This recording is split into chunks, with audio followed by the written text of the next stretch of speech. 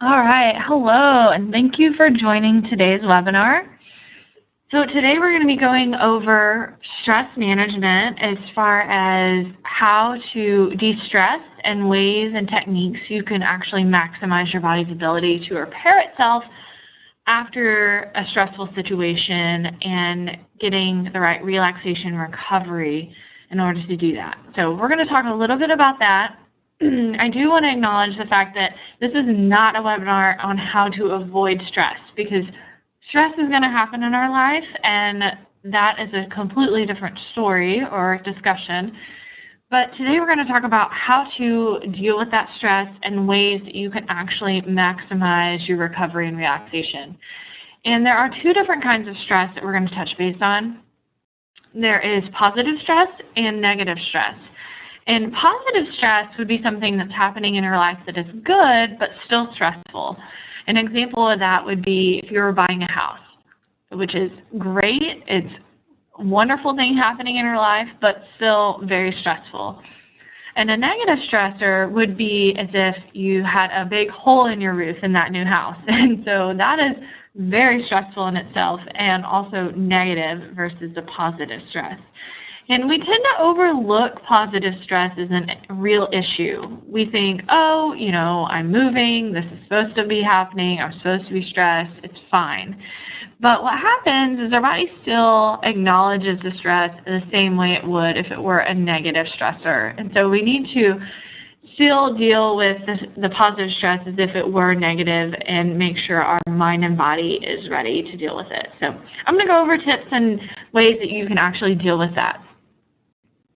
So the first thing I want to bring up is rest, and I would have to say sleep is something that none of us would argue with, and knowing that our body needs it, right? Everyone believes that. They think, yes, my body needs sleep. I agree, it's important.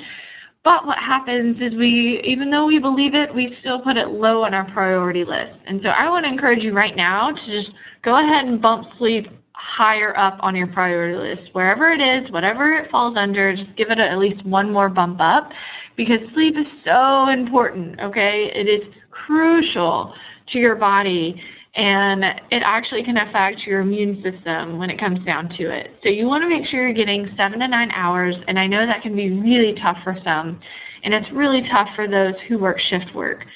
So I just want to encourage you to really try to focus on the 7 to 9 hours of sleep. I know you can look up a sleep calculator and even look and see what is the best time to wake up and figure out, are you waking up at the right time, are you not, and making sure you're getting the right amount of sleep. So get the quality sleep you need, and it'll do wonders for you. So another thing that is great that we all tend to overlook is deep breathing, because it seems a little silly, right? Yes, breathing, we have to do it, but you can actually use it as a stress reduction. So the thing is, you want to make sure you're doing diaphragmatic breathing, which is where you're inhaling and exhaling with your diaphragm instead of your abs or rib cage, which is what sometimes we tend to do. So a good way to know this is you can just place your hand on your belly button, and when you take a deep breath, you want to actually feel your belly expand, right? Your hand is going to move. And then when you exhale, your hand is going to move again and go in. So to try this, you can just breathe in for a count of 4, hold for a count of 2, and then breathe out for another count of 4. And another thing you can do is you can get on YouTube or a podcast, and there's everything out there that will help you with the deep breathing, and it'll tell you exactly what to do, when, and what to think about, and to close your eyes, and all of that good stuff, which is nice because it takes all the thinking out, and it makes it a very mindless experience for you, so you can just do whatever the person says, done.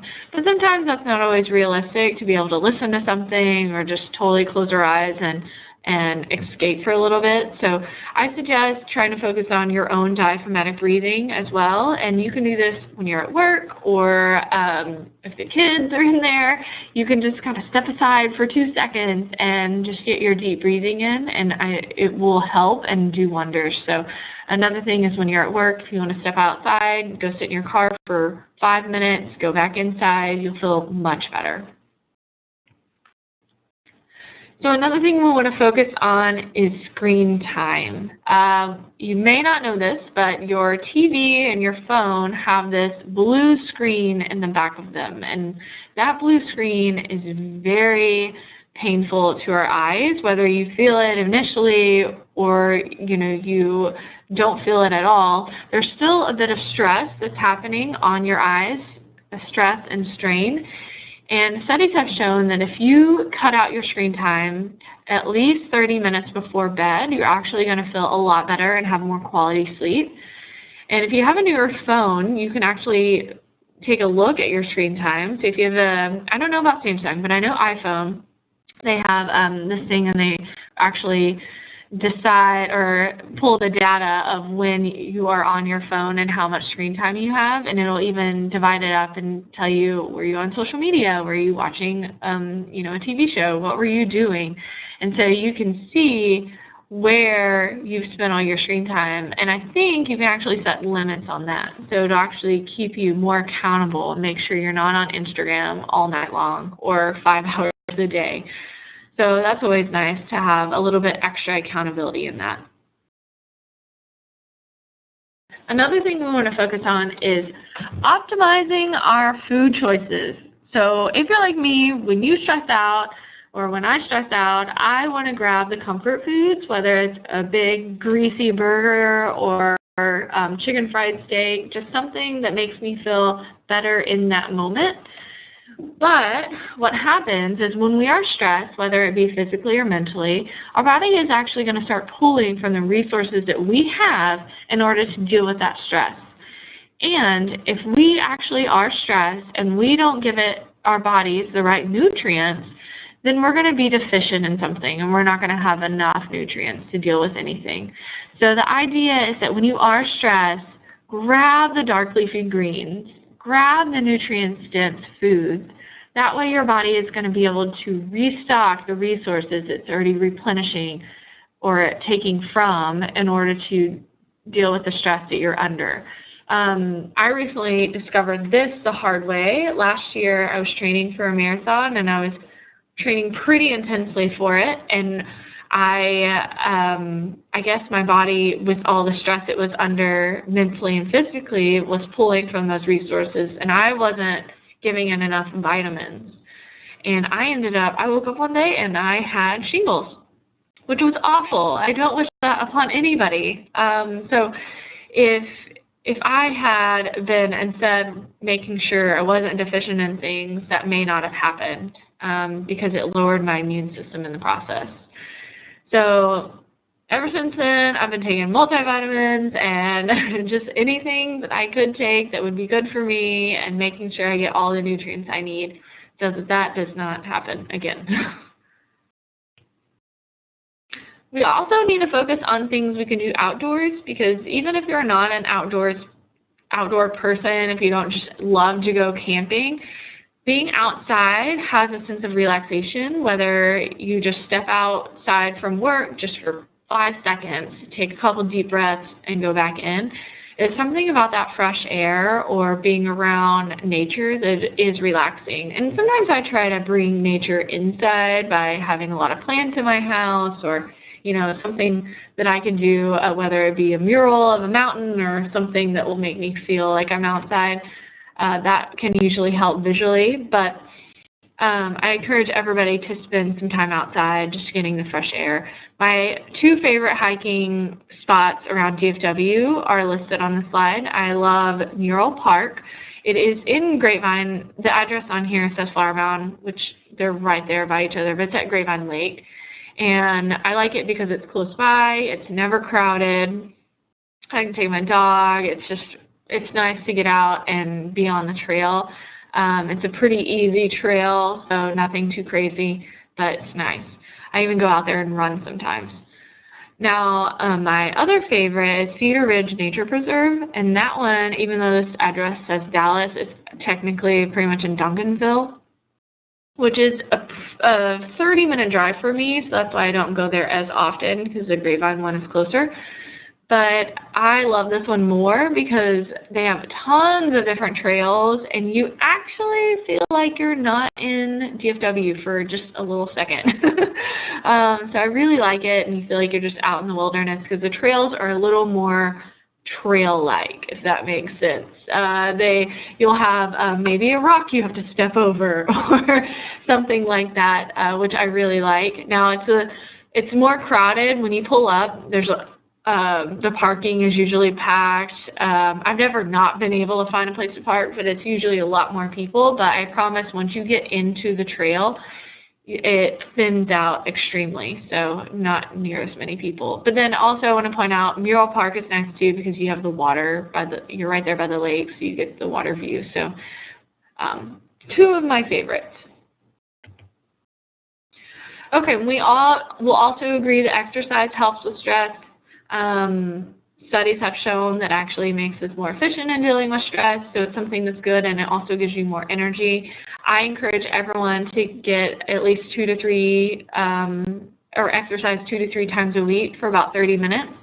And you can go as extreme or as little as you want with that. The main part is getting out and moving, and that will be helpful. And then if you want to make it more intense, I use what I call the talk test. So if you're out walking with a friend and you're just talking the whole time and just really getting to talk about what's going on in your life, then you're doing a very lower intensity exercise. But if you wanted to bump that up, then use the talk test and get to a place where if your friend asks you, hey, how are you? I haven't seen you in forever. You're walking fast enough and intense enough where the only thing you want to say is good, and you want to get back to breathing heavy. So try to get to that place if you wanted to step up your intensity, but anything you do as far as movement is going to help with stress management. And then last but not least, I just want to give you the tip of just focusing on anything that is relaxing to you, okay? And you don't have to spend the big bucks because obviously a massage is relaxing, but sometimes that's not always in the budget. So you can, maybe have a nice bubble bath with some candles, or listen to your favorite music, favorite band, or favorite podcast. I was working with one lady one time, and she loves the beach. It's her happy place, and so she would pull up photos of a beach, and then I told her there's this cool website where you can actually get live camera footage from beaches from all over the world. And so now when she's stressed out, she'll pull up that live camera footage and just kind of look at the beach, look at the waves for a little bit. And something about it being live, which is really helpful, just knowing, because you can even see the people walking on the beach, so that's always fun. And then you can also use a oil diffuser to help out with stress reduction. I actually use one of these in my house, and I'm raffling one off for this on-site event for this month. And I love it. To me, you can go as extreme or not with this as well, meaning I just use it for the scent because I think the scent is relaxing. My favorite one is I use a peppermint and tea tree oil together, and to me, it smells really clean, and if I close my eyes and think just good and hard enough, I can actually picture my house being spotless, so that's relaxing to me. But I have a friend that is also into ingesting and using the oils on her skin, and so if you're going to do something like that, I suggest you actually spend the big bucks on the oils and get something that's non-synthetic and organic, because you don't want to ingest something that's been processed. So if that's the case, spend more money. If you're not doing that, if you're just using it for scent, then you can go down to TJ Maxx or Marshall's and get some oils pretty cheap. So you can do those two ways. So with all these tips, I'm also going to send you a journal that you can keep for a week. And really the idea of the journal is to decide how well or maybe neglecting you are in the stress management area. So every time you do one of these things, you can put a little tally by that day, and at the end of the week you can see, oh, maybe I'm doing great in rest, but I need to cut back on screen time, or vice versa. So this will give you a good idea of where you're at and where you want to go. Another thing I'm going to send you is a wellness wheel sheet. And what this does is it's going to decide where you're at with your wellness and figure out if you are neglecting areas in your overall wellness. And so with the wheel, you're going to have spiritual, physical, financial, intellectual, emotional, and social as all the categories. And you'll look over here at the questions, and for example, it says, number 1 on physical, I eat a balanced nutritional diet. And then you head over to number 1 on the pie chart, and you say, do I do that half of the time, 100% of the time, maybe 75% of the time? And you're going to color in the number 1 pie piece for however much you actually do that thing.